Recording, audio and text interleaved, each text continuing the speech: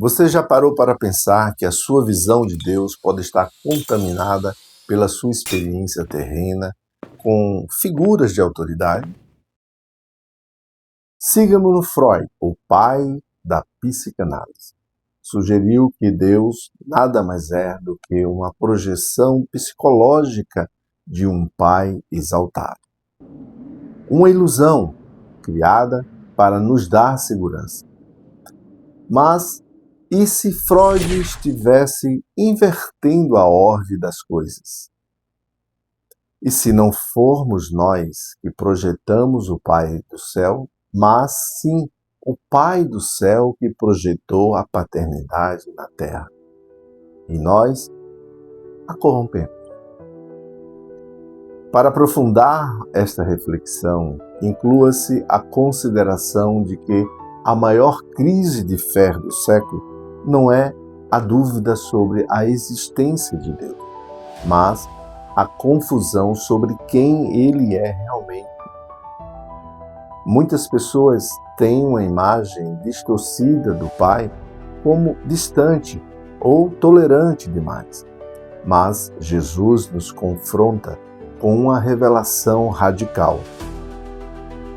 Hoje, nós não vamos apenas estudar sobre Deus, nós vamos limpar as lentes pelas quais enxergamos o Pai, removendo as distorções das religiosidades e da filosofia humana para contemplarmos o Pater revelado nas Escrituras.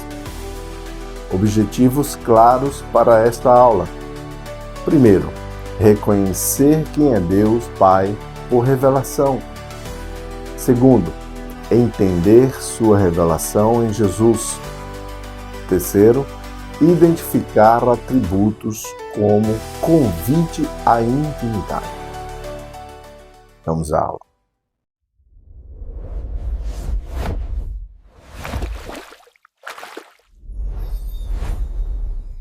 Então, a paz do Senhor, meus amados, bem-vindo a mais uma lição da Escola Bíblica Dominical. Meu nome é Ariel e nós vamos estar estudando uma lição que está intitulada como Deus Pai. Vamos observar essa lição e procurar conhecer melhor aquele que é a fonte de toda a criação, de toda a vida. A lição de hoje, ela foca na doutrina da Trindade, ou seja, um mistério que é central à fé cristã. Um só Deus, mas em três pessoas coeternas e distintas, o Pai, o Filho e o Espírito Santo. O Pai, ele é apresentado como a fonte eterna, ou seja, essa fonte da divindade, Criador e Redentor e Revelador de todas as coisas. E é do Pai que procede o Filho e o Espírito. E ao nós estudarmos essa questão sobre o Deus Pai, nós não buscamos apenas um conceito intelectual, mas um certo fortalecimento, ou seja, filial, relacional, com o próprio Deus. E talvez você já tenha se perguntado, que em meio às crises existenciais, que vivemos nesse mundo moderno, por exemplo, como a busca pelo relativismo moral, ou seja, quem é realmente Deus Pai? Como é que Ele se revela a cada um de nós, como humanos, pessoas limitadas e até mesmo em um universo vasto, misterioso, de várias galáxias. Ora, Jesus em Mateus 11 e 27, ele nos dá a chave. Ninguém conhece o Pai, senão o Filho, e aquele a quem o Filho quiser revelar. Aqui nós entendemos que sem Cristo a nossa compreensão de Deus ela permanece incompleta. Isso quer dizer o seguinte, que hoje nós vamos estudar a identidade e a pessoa de Deus Pai, que é a primeira pessoa da Santíssima Trindade. Ele, por sua vez, é o único Deus verdadeiro, eterno, soberano e criador e sustentador de todas as coisas.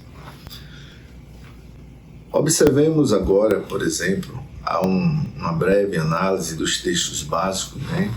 Que Mateus 11, 25 a 27, né? E até mesmo João 14, 6 a 11, né?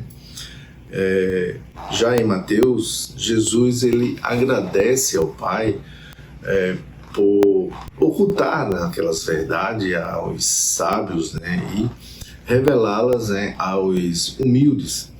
Ou seja, destacando dessa maneira, né, a soberania divina na revelação. O versículo 27 dessa passagem, ela enfatiza a exclusividade, né? Ou seja, só o Filho revela o Pai. Dessa maneira, Jesus ele aponta, né, a essa unidade trinitária. E quando nós observamos no grego, conhece a palavra, né, gnosko, ela evoca um conhecimento relacional. Não é um mero intelectual, né? Já em João 14, né, Jesus ele se declara, né, como sendo o caminho, a verdade e a vida. Ou seja, ninguém vê ao Pai senão por mim, né? Filipe, por exemplo, quando pede para ver o Pai, né, Jesus responde que quem me vê a mim, vê o Pai. Ou seja, ele afirma exatamente a unidade existencial da divindade. E temos aqui no grego,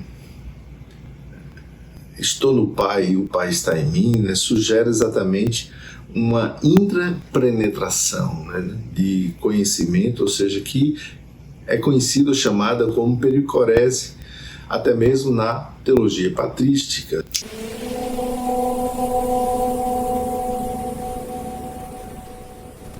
Em termos de crítica, por exemplo, textual, esses textos eles são notavelmente instáveis. Por quê? Porque não há variantes significativas, né, nos manuscritos principais, que até mesmo altere esse sentido ou significado do texto, né?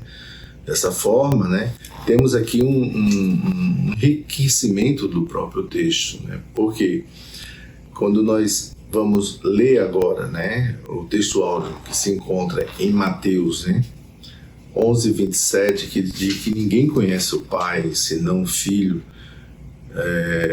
e aquilo é quem o Filho quiser revelar, conforme Mateus 11, 27. Observe que no grego a palavra revelar, apocalipse, né, ela evoca um desvelar de mistério divino. E isso se conecta exatamente à verdade prática, né, porque conhecemos a identidade, os atributos e a glória de Deus Pai por meio da revelação de Cristo, né, e da ação do Espírito Santo. Esse conhecimento, né, ele não é abstrato, mas prático, né, porque nos transforma em filhos adotivos, que até mesmo reflete a glória de Deus, né? E no mundo em que a paternidade humana muitas vezes ela fracassa, né, ela falha, né, Deus, o Pai, ele oferece uma relação, uma revelação e uma relação eterna e fiel, né? Agora, por exemplo, eu convido vocês a acompanharem aqui a leitura bíblica, né, em classe, que aparecerá na tela. Mateus 11, 25 a 27 e João 14, 6 a 11. O texto nos diz: naquele tempo, respondendo Jesus, disse: graças te dou, ó Pai, Senhor do céu e da terra, que ocultaste estas coisas aos sábios e instruídos e a revelaste aos pequeninos. Sim, ó Pai, porque assim te aprouve. Todas as coisas me foram entregues por meu Pai, e ninguém conhece o Filho senão o Pai. E ninguém conhece o Pai senão o Filho, e aquele a quem o Filho quiser revelar. Já em João 14, 6 a 11 nos diz: Disse-lhe Jesus: Eu sou o caminho e a verdade e a vida. Ninguém vem ao Pai senão por mim. Se vós me conhecesses a mim, também conhecerias a meu Pai, e já desde agora o conheceis e o tendes visto. Disse-lhe Filipe: Senhor, mostra-nos o Pai, o que nos basta. Disse-lhe Jesus: Estou há tanto tempo convosco e não me tendes conhecido, Filipe? Quem me vê a mim, vê o Pai. E como dizes tu, mostra-nos o Pai? Não crês tu que estou no Pai e que o Pai está em mim? As palavras que eu vos digo, não as digo de mim mesmo, mas o Pai que está em mim é quem faz as obras. Crede-me que estou no Pai e o Pai em mim. Crede-me, ao menos, por causa das mesmas obras. Historicamente, Mateus foi escrito por volta de 60 a 70 depois de Cristo para os judeus cristãos, E dessa forma ele enfatizava Jesus como um Messias, Já João, por volta de 90 depois de Cristo, ele foca na divindade de Cristo, combatendo, por exemplo, heresias como o gnosticismo, E esses contextos, ele nos mostra uma revelação progressiva da parte de Deus, Ou seja, desde o Antigo Testamento até o Novo Testamento. Tópico primeiro, a identidade de Deus Pai. O Antigo Testamento, ele estabelece o monoteísmo estrito, ou seja, o chamar. Ouve, ó Israel, o Senhor, nosso Deus, é o único Senhor. Deuteronômio, capítulo 6, versículo 4. Ora, já no Novo Testamento, Deus Pai, ele é a fonte de quem procede o Filho e o Espírito, Dessa forma, agindo por meio deles na criação e redenção. Ele, nesse sentido, é o único Deus verdadeiro, que contrasta dessa maneira com os deuses antigos, ou seja, o politeísmo daquele tempo, porque para os judeus da época de Jesus, essa convicção molda toda a vida do povo de Israel por serem eles e serem ainda o povo escolhido, da aliança feita a Abraão. Ou seja, o senso inato de divindade, a própria complexidade da natureza e provas, por exemplo, tradicionais, cosmológicas, ou causa primeira, teleológica, ou design inteligente, até mesmo ontológica, reflete um ser perfeito e necessário e com moral e senso de justiça. Essas, por exemplo, combinadas com a revelação bíblica, eles confirmam o Deus Pai, ou seja, como fonte de toda a existência. Vejamos, o universo, como um relógio trincado, ele pensa que até mesmo que sua ordem exige um relojoeiro divino, Ou seja, o Pai, ele é eterno e é autoexistente, João 5:26 diz exatamente essas coisas. Exemplo, relata, seria mais ou menos como uma fonte inesgotável, que dele procede o Filho e também o próprio Espírito, e isso sem divisão. Já no Antigo Testamento, nós vamos ter exatamente a questão que Deus ele cria, do ex nihilo, ou seja, pela palavra haja, ou parar, e um verbo que é exclusivo, para a ação criadora de Deus nesse contexto. E dessa forma nós entendemos que Deus ele é independente, ou seja, ele está acima da criação. Veja só, imagina aí um artista, que cria sem materiais pré-existentes. Dessa forma, Deus, ele age, né, ou o Pai age por meio do Filho e do Espírito, conforme 1 Coríntios 12, né, e o versículo 4. Então, é sabido, é entendido, né, que existe entre si uma certa relação de conhecimento, né? Então a gente faz essas separações de categoria do Pai conforme a própria revelação bíblica, né, ela se manifesta, ou seja, de acordo com aquilo que Deus ele propôs fazer, né, através da revelação, porque é Deus quem busca o homem, né? É Deus quem revela-se ao homem, não é o homem quem encontra Deus. Deus ele se deixa, né, digamos assim, buscar, né, pelo homem, mas é Deus que busca o homem na sua própria iniciativa. Porque o homem não pode conhecer a Deus se Deus não assim o fizer meio ou traçar meios pelos quais ele mesmo tente assim trazer esse homem ao seu conhecimento, né?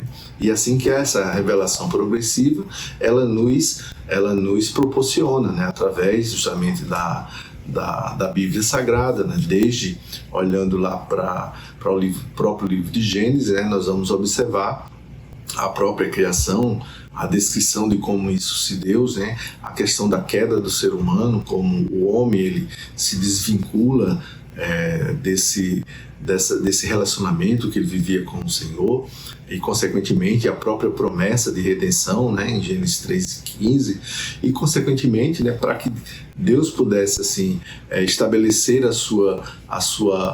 seu plano, né, da salvação, né, embora tendo até mesmo de trazer a aniquilação daqueles homens maus que viveram, né, como os pré-diluvianos, dentro de um propósito, né, que ele sentiu-se amargamente, né, ou seja, profundamente um sentimento, né, de tristeza, né, não é um arrependimento, mas exatamente um sentimento de tristeza, e consequentemente fazendo aí a aliança, né, com o povo, com Noé, né, e a sua descendência, estabelecendo assim os semitas como sendo exatamente aquele em quem, pela bênção noêmica, né, dada a Sem, né, exatamente aonde Deus habitaria sobre essa tenda, né, independentemente, aqui não vou entrar nos pormenores, né, se isso estava relacionado a outro filho ou não, enfim, mas existia uma promessa de Deus que ele habitaria exatamente na tenda de Sem, e consequentemente você tem ali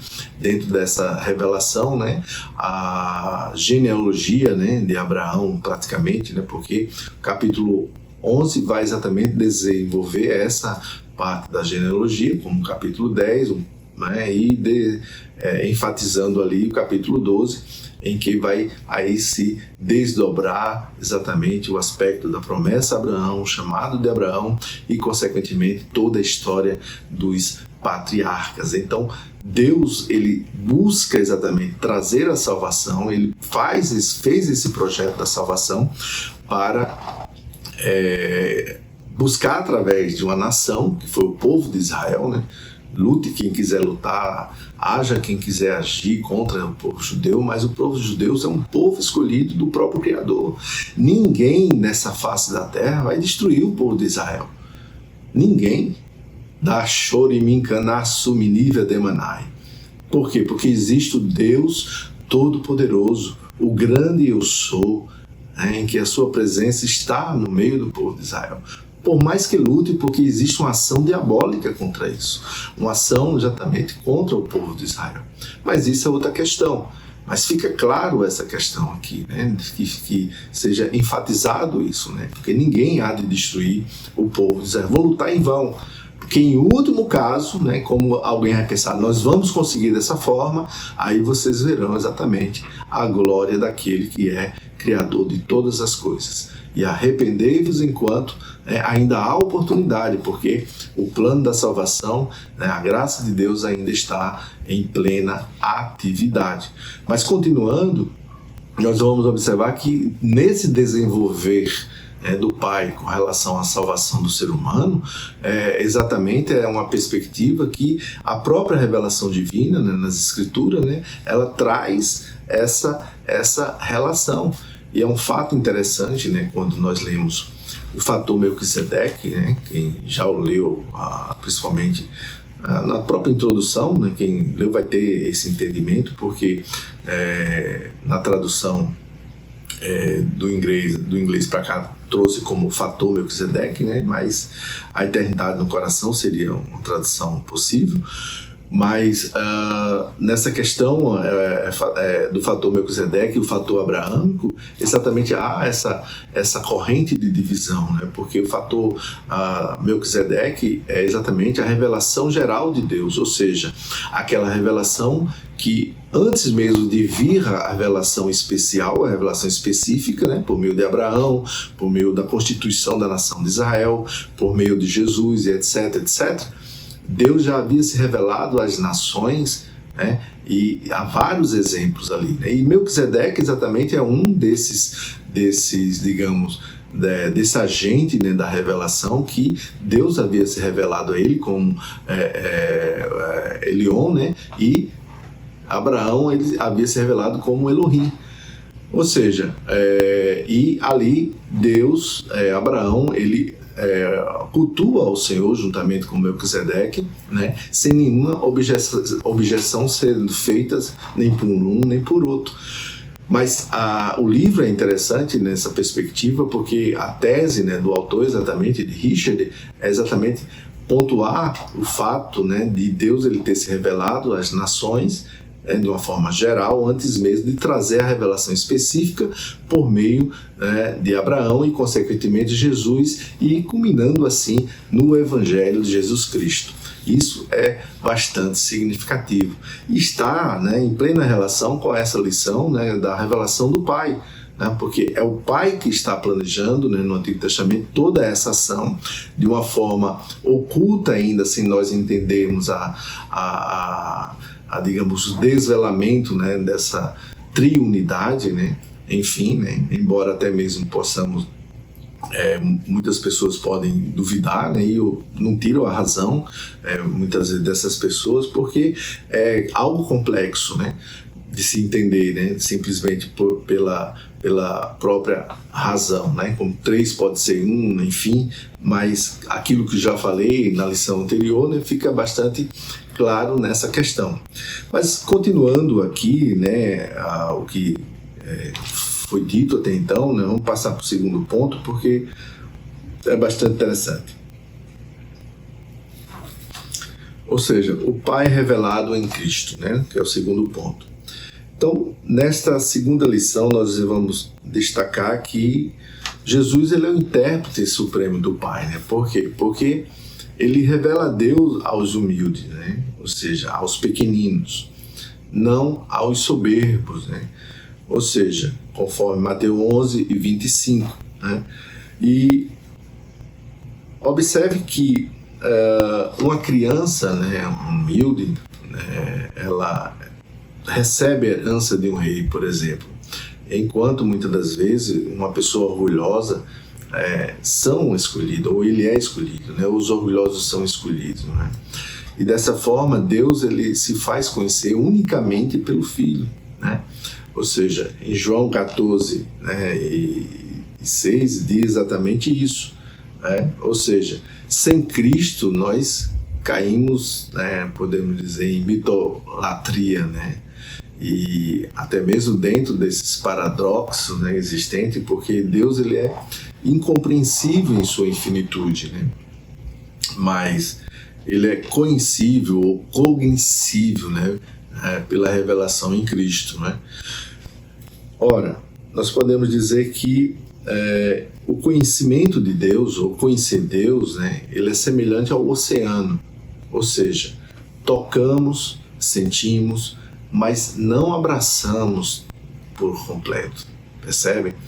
Então, quem vê o Filho nessa questão, vê o Pai, né? Conforme João 14 e 9. Mas o termo, por exemplo, Abba, né, que expressa ternura paterna, né? E observamos também que no Antigo Testamento, né, Deus, por exemplo, ao criar o homem à sua imagem, à sua semelhança, né, ou seja, para a sua comunhão, para a sua representação, né, nesse sentido. Então ele trata o homem, né, até mesmo com essa infiliação, né? Então veja que um rei, quando envia, né, um grupo de embaixadores, né, para governar em seu nome, nós vemos que Deus, quando envia Jesus, ele deixa de ser conceitual e torna-se, né, o Deus do amor, porque dessa forma Deus ele quer aperfeiçoar a adoração em espírito, né, e em verdade do ser humano, trazer esse conhecimento, né? E podemos aprofundar isso da seguinte forma, né? Ou seja, com relação a essa intimidade paterna, né? Stanley Rother, por exemplo, ele destaca que Abba, né, como ternura, ou seja, tornada real pelo Espírito aos adotados, né? Ou seja, uma expressão, né, exata, né, no caso, como o filho sendo o resplendor da glória e a expressão exata do Pai, de acordo com Hebreus 1 e 3. E temos aqui também destacar com relação à obediência de Cristo, porque Grudem ele observa que Jesus obedeceu perfeitamente, né, mostrando o padrão de filial, ou seja, esse padrão de filiação, né? Então, com relação, né, ao Pai se revela aos humildes, né, nós temos aqui sinetos, né, em grego, né, os outros e os instruídos, né, no caso. Nós temos aqui sófos, né, como sendo os sábios, são aqueles que detêm inteligência, né, e educação acima da média. Você tem os outros, né, os instruídos, como sinetós, são as pessoas com cultura e instrução, e esses vocábulos caracterizam, né, dentro do contexto, os próprios fariseus, né? Até mesmo quando nós lemos algumas questões voltadas ao letramento naquela época, né, existia um índice de analfabetismo muito grande, né, principalmente sobre os escravos, né? Isso é destacado até mesmo, né, nos diálogos de Platão. Naquela época, a questão do letramento, né, existia um índice de analfabetismo muito grande, mas os instruídos, né, a casta mais detentora, né, do poder, aqueles que estavam, digamos assim, governando, né, à frente, tinham, né, dentro dessa cultura, né, um grau de conhecimento que se destacava em relação às pessoas mais humildes, né, as pessoas que não tinham, não eram detentoras de certo conhecimento, né? E nessa relação, né, até mesmo nós observamos que à luz da filosofia, né, eles buscavam o conhecimento em si, porque filosofar nada mais do que buscar a causa, né, ou essa relação da categorização causal, né, das coisas, né? Quando observa-se lançado uma semente que brota, né, que torna-se uma árvore, né, observa-se nisso uma relação causal, né, e procurar saber, né, em todas as áreas, né, em que a filosofia ela está presente, né, na botânica, na biologia, na bioquímica, na própria física, matemática, não deixam de ser, de alguma forma, filosofias, né, a própria ciência, né, dentro das questões da busca do conhecimento dedutivo ou indutivo, como Karl Popper assim também defendia, né? Enfim, então essa linha de pesquisa, né, de busca pelo saber através da razão, ou buscar o conhecimento até mesmo metafísico, né, dentro daquilo que está além do mundo físico, né, é uma busca que muitos dos filósofos entendiam que a razão ela é essa grande libertadora do homem, né, e que por meio dela o homem podia ser melhor. E isso sempre foi uma grande ilusão, porque o conhecimento, ele, embora seja libertador, ele não é uma garantia de que o fato de alguém conhecer sobre algo, ele tenha domínio, né, sobre aquilo que ele conhece e haja de acordo com a sua razão, né? Muitas das vezes porque as paixões, né, que nós vemos até mesmo isso nas lições anteriores, né, do ano passado, elas têm gatilhos e que muitas vezes torna o homem, por mais conhecedor que ele seja, né, um escravo dessas paixões, né? Mas aí já é uma outra questão. Mas o que eu quero dizer com isso é que a busca do saber, ou a busca do conhecimento, ou a busca de Deus pelo próprio saber, né, pela a capacidade que o homem tem, que é a sua ferramenta intelectual, né, a sua mente, o próprio ato de refletir, de pensar, deduzir, categorizar e etc., né? O homem ele não consegue chegar a Deus através desse conhecimento, né? Então o homem que se orgulha, o homem que acha que sabe e que acha que hoje é comum você ouvir pessoas que tem um certo conhecimento, né, se aprofunda, é especialista, é um termo que está muito em voga, né? Fulano é especialista em medicina, é especialista em coração, é especialista nisso, é especialista naquilo, então só ele teria autoridade de agir ou falar tal, né, sobre tal coisa. Enfim, e muitas vezes essas pessoas elas se vangloriam, né? Elas se defendem-se como sendo o dono da razão, como estão certas na sua perspectiva, criticam o cristianismo, criticam os cristãos, né? Como a ralé, muitas vezes, pessoas que são como rebanho, pessoas que são dominadas pelo pastor, né, que dá a lavagem cerebral, enfim, né? Então essas pessoas ela caem na própria armadilha da sua intelecção, em supor coisas que não condiz com a própria realidade, percebe? Então a revelação de Deus quando chega, né, ela não contempla, digamos assim, diretamente a essas pessoas, né? Porque Jesus ele veio de uma forma humilde, né, já que o povo judeu esperava um Messias político, né? Mas o plano divino é tão lindo e tão assim, inescrutável, a não ser quando nós temos o conhecimento, né? Ou seja, revelado de forma gradual, que vamos nos deparar perfeitamente e entender perfeitamente aquilo que Deus ele tinha planejado, né? Porque quando Jesus ele não vem de uma forma como os judeus ou os sábios da época, né, como esperavam que ele viesse, de acordo com as profecias, etc. E até mesmo hoje, muitos deles ainda pensam dessa forma e esperam dessa maneira, né? Mas Jesus já veio, mesmo que ele não aceite, mas Jesus já veio, né? E há de vir novamente, onde aceitar. Mas ponto focal aqui nós destacamos exatamente essa perspectiva, porque Jesus vem exatamente para tratar com a revelação do Evangelho. Então essa revelação das boas novas, ele vai revelar quem? Aos pequeninos, as pessoas que não tinham entendimento.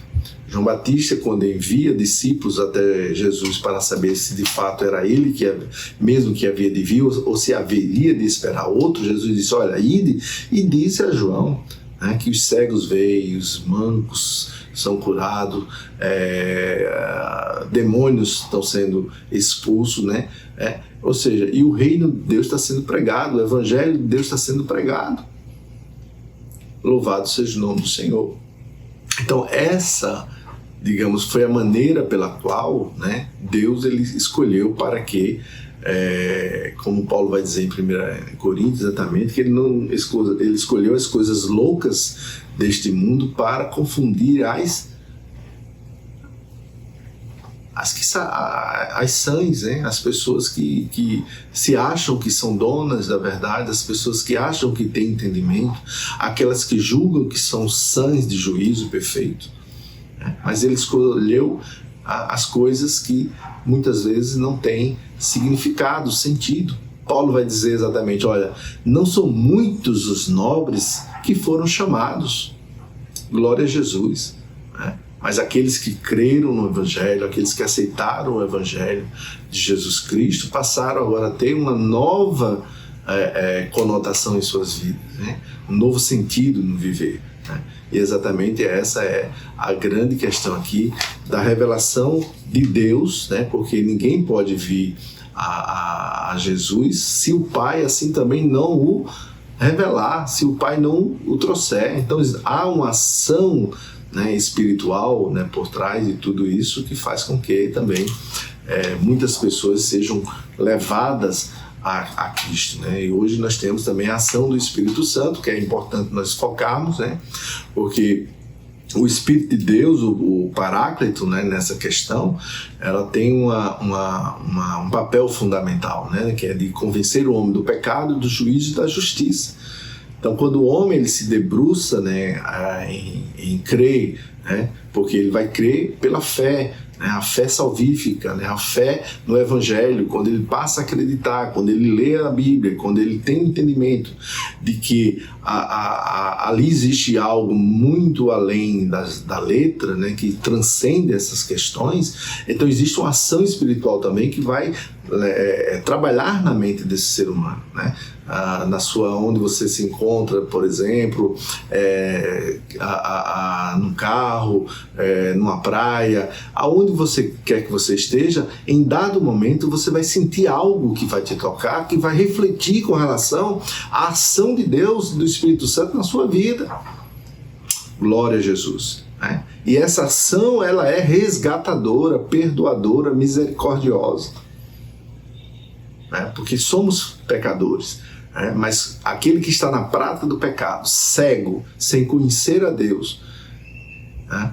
Ele só pode conhecer a Deus ou ter esse grau de conhecimento, né, paulatino, progressivo, quando de fato a ação de Deus por meio do Espírito Santo conduz até mesmo ao Cristo, que há de revelar ou de conduzir ao próprio Pai. Percebe? Então, essa ação espiritual, né, o Espírito Santo, eu quero pontuar aqui uma questão importante, ela não é a revelação espírita, né? Porque no Espiritismo existem alguns livros, né, que destacam que o Consolador prometido é o próprio Espiritismo. Isso é um erro ou proposital, uma falácia tão grotesca, né, tão absurda, né, que não é que não mereça comentário, né, mas qual é o ignorante que ainda acredita, né, vai acreditar nesse tipo de informação, né, partindo do pressuposto que o Espiritismo é o Consolador prometido, né, porque teria como uma função ali de ensinar uma coisa completamente fora de contexto. Não faz sentido, né? A ação do Espírito Santo não é uma invenção, né? O pneuma, o hagios, né? O ser santo, o Espírito Santo, não é a invenção do homem, né? O Espírito Santo é a terceira pessoa da Santíssima Trindade que habita, né, como ortogado por Deus as nossas vidas, feito exatamente de uma obra, vindo, digamos melhor, né, por meio de uma ação em que Deus, né, ortogou o Filho, e o Filho teve que executar o plano da salvação, da redenção, para que posteriormente pudesse, enfim, enviar o Espírito Santo, que veio no Pentecostes. Ele não passou 18 séculos para vir, né? Ou seja, né, então aqui nós, né, damos por satisfeito nesse segundo ponto, né, e vamos partir para o terceiro ponto de nossa lição, que tem como título, né, a pessoa de Deus Pai, né? Então nós vamos compreender Deus, né, por seus atributos e nomes, né? Então nós vamos ver aqui a questão dos atributos comunicáveis, os incomunicáveis e exclusivos, né, como alta existência. Por exemplo, Êxodo 13:14, por exemplo, eternidade, né, como Salmo 92, né, imutabilidade, né, que é um dos atributos, né, como Malaquias 3:6, né, ou seja, onipotência também, né, como sendo e onisciência, né, e onipresença, né. Veja que esses são atributos, né, e nós podemos imaginar que, assim como a gravidade, né, é invisível, né, mas é onipresente, né? Então Deus, ele possui independência ilimitada, percebe? Ou seja, cada atributo, né, ele qualifica os demais. Por quê? porque existe essa relação entre esses atributos de Deus, né? Então nós temos atributos comunicáveis como santidade, amor, fidelidade, bondade, sabedoria, né, e justiça. Esses são atributos, né, comunicáveis, ou seja, aqueles que Deus ele comunicou ou permitiu que o homem também pudesse desfrutar desses atributos, né? Assim como o Pai terreno, né, ele ama, né, Deus ele o faz perfeitamente, né? Percebe? O amor perfeito só Deus possui, né? Como na parábola do filho pródigo, né? Deus, nós podemos dizer que ele é santo, misericordioso, gracioso, paternal, né? E nós observamos que quando Deus ele chama o ser humano é exatamente para que o homem ele imite a sua santidade como um amor prático, né? Então, quando nós observamos alguns aspectos do nome divino, né, como Elohim, El Shaddai, Adonai, né, ou o próprio tetragrama, né, ou seja, eu sou o que sou, né, ou a minha presença, né, ou a presença dinâmica, né, e eterna de Deus está dentro desse contexto. E observamos que os judeus eles evitavam pronunciar, né, o tetragrama exatamente por reverência a Deus, ou seja, por essa razão eles substituíam por Adonai ou na Septuaginta por Kyrios, né? E dessa forma também eles tinham práticas, né, especiais para preservar aquela sacralidade, digamos, né? Ou seja, imagine um tesouro guardado para momentos solenes, né? O que acontece com isso, né? O nome do Deus, ou seja, o próprio tetragrama, ele vai revelar, né, um caráter fiel, porque a própria cultura da época acreditava que o nome revelava a essência da pessoa. Então, conhecer o nome de Deus era conhecer a essência de Deus, né?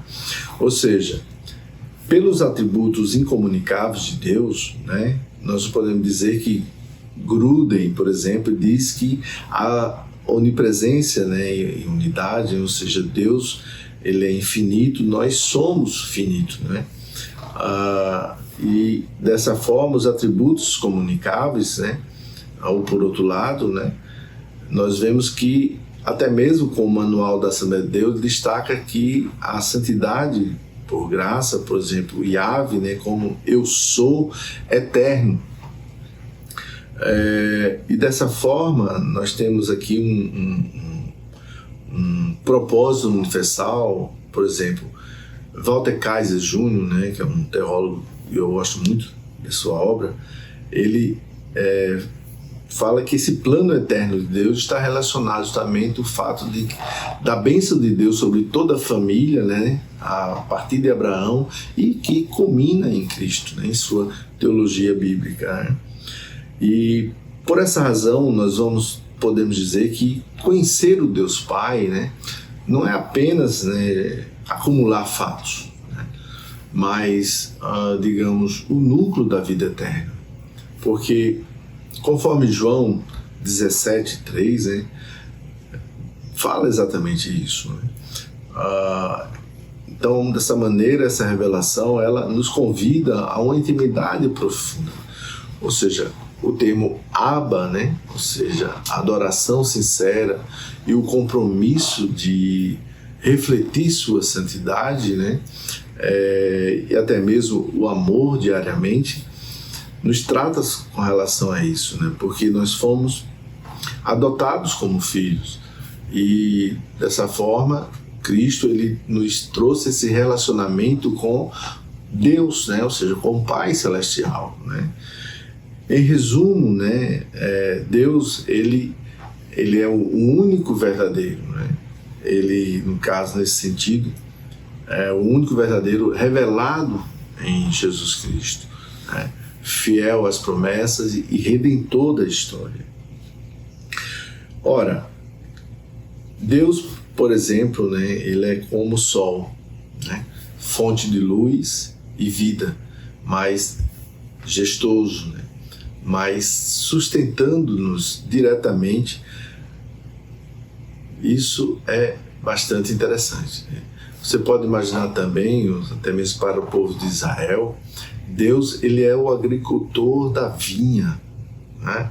Ou seja, em Jesus, ama cada ramo, por exemplo, individualmente. Quando Jesus diz em Mateus 11, né, 27, que ninguém conhece o Pai senão o Filho, ou seja, o verbo grego utilizado, né, para conhecer nessa questão é epignotik, ou seja, não é um conhecimento superficial, né, ou intelectual, gnosis, né, mas quando observamos que o prefixo, né, ele intensifica a ação, ou seja, trata-se de um conhecimento pleno, total, né, e de forma assim, um conhecimento exato, né, e até mesmo experimental. Ou seja, filosoficamente o texto está dizendo que é impossível ao ser humano, né, finito, ele ascender para compreender o ser infinito, né? Ou seja, a última ponte, né, epistemológica que nós temos para conhecermos é através daquele que ele compartilha a mesma essência, ou seja, o Filho, né? Dessa forma, né, nós podemos considerar, né, com o contexto histórico aqui, que Jesus, ele adora o Pai como o Senhor dos céus e da terra, né, unindo assim paternidade e até mesmo soberania. Ora, a tradição grega via conhecimento, né, até mesmo como descoberta, né, mas a Bíblia ela inverte, ou seja, Deus desce em graça, né? Aqui nós podemos fazer uma questão de uma nota aqui de crítica textual para, embora o texto base, né, ela esteja em Mateus, João, João 1:18, por exemplo, que é um texto paralelo, né, da revelação, nós temos uma variante textual que é fascinante, ou seja, o texto Receptio, né, que é base da Almeida Corrigida, ele diz que o Filho unigênito, né, porém, os manuscritos mais antigos, como o papiro 66, né, e o 75, né, ele trazem a leitura monógenes Theo, né, ou seja, o Deus unigênito. E isso, digamos, não é um simples detalhe, né? Isso muda muita coisa, porque João, ele não está apenas chamando Jesus de filho, né? Ou seja, ele está chamando de Deus unigênito, né, que revela o Pai. Isso prova, né, que a revelação do Pai ela é perfeita. Por quê? Porque quem a traz também é Deus, né? Ou seja, a divindade do Pai ela é perfeitamente espelhada, né, na própria divindade do Filho. Ora, quando nós olhamos, por exemplo, ao termo hipóstase, né, em Hebreus 1:3, né, ele afirma pessoas distintas, né, na mesma essência, né? E isso é decisivo, por exemplo, até mesmo no concílio de Nicéia e de Calcedônia, né? Dito isto, olhemos agora para os fundamentos, né, que vamos destacar, ou seja, texto áureo, ninguém conhece o Pai, né, senão o Filho, e aquele a quem o Filho quiser revelar, conforme Mateus 11:27. Note a estrutura trinitária, né? O Pai é o objeto do conhecimento, né? O Filho é o meio da revelação, né? E o Espírito é o agente da iluminação, percebe? Adicionalmente, nós observamos que isso destrói o misticismo e o racionalismo, né? Tornando o conhecimento, né, relacional e mediado até mesmo por Jesus, né? como espírito aplicador, né, desta grande obra da salvação. Sofóis revela ao que confia na sua própria sabedoria, como Provérbio 13:7, né? Quem vê o filho, né, vê o pai, né? E Filipe, ele fez um pedido que todo filósofo, né, buscava saber: mostra-me o pai, né? E ali nós observamos que ele fez essa conexão, né? Platão falava do mundo das ideias, né, das sombras. Jesus está dizendo: ora, eu não sou uma sombra, né? Eu sou a exata expressão, ou seja, caractere, conforme Hebreus 1:3, né? Ora, conhecer Jesus não é somente conhecer sobre qualquer coisa, né? É conhecer e encontrar-se com Deus, né? Isso não é uma metáfora, mas uma identidade essencial, porque as ações de Jesus, ela expressa o coração do Pai. E, finalmente, quem é esse ser, né? Ora, a teologia, ela divide essas categorias em atributos comunicáveis e incomunicáveis, né? Os atributos incomunicáveis, né, são exatamente aquilo que ele é, que só ele é, ou seja, autoexistência, eternidade, assiduidade, onisciência, onipotência, onipresença, né? Olha, Strong, ele vai dizer o seguinte, que ele nos lembra que os atributos de Deus não são parte de Deus. É como se ele fosse composto de amor, mais poder, mais sabedoria, né? Não, cada atributo é o próprio Deus agindo de uma certa maneira, né? Isso é profundo, né? Porque Deus, ele não tem amor, ele é amor, ele não tem poder, ele é a própria definição de poder, né? Ele é o eu sou, né? Conforme Êxodo 13:14, né? Ou seja, a existência necessária.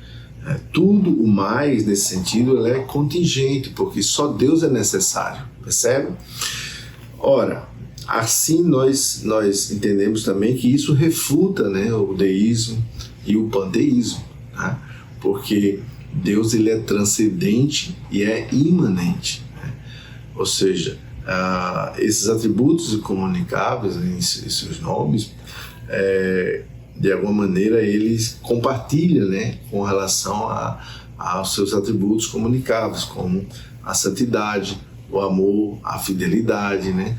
E os nomes revelam isso, porque El Shaddai, o Todo-Poderoso, Adonai, Senhor, né? Quando Jesus, por exemplo, ele nos ensina a orar, Abba, Pai, né?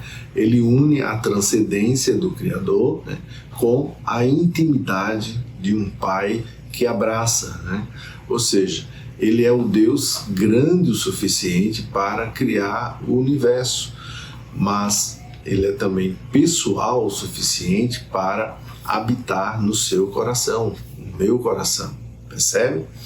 Ora, a santidade, né, que é separação purificadora, né, o amor, né, que é o ágape, né, a fidelidade, ela é a recepção aliançal, né, ou seja, nomes como Yahvé, como presença histórica, Iabá, né, intimidade filial,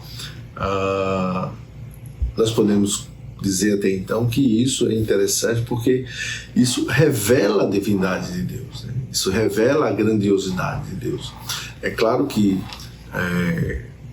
todo o pensamento, toda a categorização humana através daquilo que foi revelado, né, ela sofre, né, muitas das vezes ataques, né, ou questionamentos, né, dentro dessas perspectivas, né? A questão do mal, o problema do mal, se Deus existe, se Ele é todo poderoso, será que Ele poderia criar uma pedra da tal forma que Ele não pudesse a si mesmo suportá-la, né? Ou seja, poder com ela. Então se Ele existe, porque existe o mal, porque Deus permite que crianças morram, né? Que terremoto, né, devaste cidade, e milhares e centenas de pessoas chegam aí a falecer, né? Então as pessoas tentam através disso, né, através desses questionamentos, exatamente delimitar, né, ou até mesmo desacreditar nessa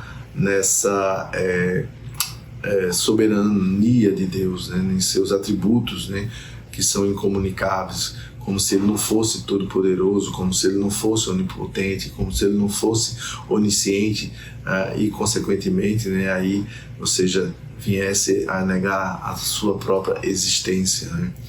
Mas não é assim que nós temos observado e aceito e crido e absolvido, porque entendemos perfeitamente que Deus, em sua soberania, ele tem sua forma de agir, né?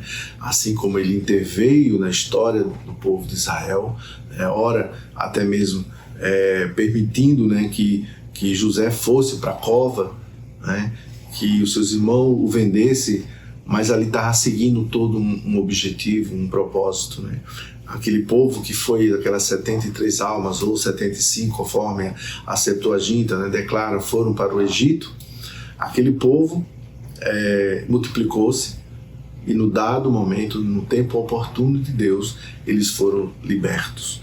E a ação de Deus sobre a libertação de Israel no Egito, ela vai culminar na morte do primogênito. Mas antes disso houve as 10 pragas, os 9 pragas que antecederam a praga final, né? E o próprio estabelecimento da Páscoa, né, da passagem do destruidor sobre o arraial dos judeus, que não afetou ali a morte dos primogênitos, foi estabelecido exatamente como a libertação, tipificando assim, né, o grande plano da redenção por meio de Jesus Cristo, que seria estabelecido ali na cruz do Calvário. Isso é uma coisa grandiosa. Então veja que a ação de Deus em demonstrar, em se revelar e fazer com que a sua glória, o seu poder fosse visto até mesmo no povo egípcio, né? Bem como também todos aqueles que saíram do Egito, né, em observar o braço de mar aberto, né, do Mar Vermelho, em observar a coluna de nuvem, né, de fogo durante o dia, durante a noite, a coluna de nuvem protegendo durante o dia, águas transformadas ou seja, extraída da rocha naquela ocasião, cordonizes, né, e há quem queira, né, colocar tudo isso como sendo eventos naturais, né, para descaracterizar exatamente essa grandiosidade de Deus, essa soberania divina, essa ação, né, de um Deus que é poderoso, que é onisciente, é onipotente, que conhece todas as coisas, né? Assim como ele agiu ali na libertação do povo de Israel, ele foi também com Josué, demonstrando ali o seu braço forte, demonstrando ali a ação de Deus, né, por meio de Josué para a conquista, né, daquela região, daquelas cidades ali. Enfim, não chegou a conquistar todas, né, mas enfim, outras questões, né? Mas aí demonstra isso aí, que Deus, né, ele está realmente agindo na história. E é o mesmo que tem o conhecimento de todas as coisas. E se ele não está agindo, se ele permite isso e não permite aquilo, ele sabe de todas as coisas. E isso não é uma mera desculpa, isso não é um mero, digamos assim, sentimento de procurar defender Deus, né? Existe razão de ser todas as coisas. E o mundo, ele tem um dono, né, verdadeiramente, né, que criou todas as coisas, né? E consequentemente os homens, eles prestarão conta, né? Mesmo aqueles que não acreditam, mas no tempo certo a sua vida será ou estará diante do seu Criador. Podem ter certeza disso. Amém? Então glorificado seja o nome do Senhor. Continuando aqui, para nós finalizarmos, chegamos aqui, por exemplo, ao nosso final da nossa análise, né? E vimos que o Deus Pai, ele não é uma projeção humana, certo? Nem uma força impessoal, né? Ele é a fonte da Trindade, né? Ou seja, revelado perfeitamente em Jesus Cristo, né? E acessível, não ao soberbo, né? Mas aos humildes de espírito, né? Então, o desafio para esta semana, né, é intelectual e espiritual. Ou seja, não se contente em saber que Deus é Pai. busque experimentar essa paternidade. Né? Se você, por exemplo, olhar para Jesus, né, verá o rosto acolhedor do Pai esperando por você. Adicionalmente, pare de tentar descobrir Deus. Ouça Cristo, ore como filho, Abá, Pai, ensina-me. Viva, digamos assim, atributos como santidade, amor, na escolha diária. Conhecer o Pai é vida eterna agora. Que Deus abençoe a sua aula e até a próxima, em nome de Jesus.